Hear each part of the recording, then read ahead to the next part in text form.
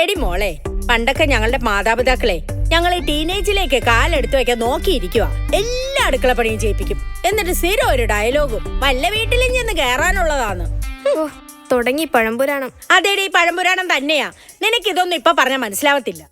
അമ്മയുടെ പ്രായമാകുമ്പോ മനസ്സിലാവുന്നല്ലേ? അത് തന്നെ.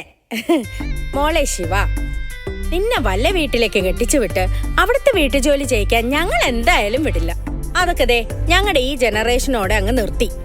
നിന്റെയൊക്കെ ജനറേഷൻ നാളെ കല്യാണം കഴിക്കുമ്പോ അല്ല, അങ്ങനെ ഒരു ആചാരമൊക്കെ ഇനി ഉണ്ടാവൂന്ന് തന്നെ സംശയമാണ്. അതുകൊണ്ട് നാളെ ഒരു സമയത്ത് ഒറ്റയ്ക്കാണ് ജീവിക്കുന്നതെങ്കിൽ ഏത് നേരവും മൊബൈലും കുത്തിപ്പിടിച്ചോണ്ട് സ്വിഗ്ഗി സൊമാറ്റോയിലൊന്നും ഓർഡർ ചെയ്യല് നടക്കൂല. അവനവന് ആവശ്യമുള്ളതും ഇഷ്ടമുള്ളതും ഒക്കെ ഉണ്ടാക്കി കഴിച്ചൂടെ? അതെ, ഈ ടെക്നോളജി മാറുന്നതിനനുസരിച്ച് നമ്മൾ ഇത്തിരി അപ്ഡേറ്റഡ് ഒക്കെ ആവണം. ഇല്ലേലേ ഔട്ട്ഡേറ്റഡ് ആയിപ്പോവും ഈ ഭൂമി തന്നെ.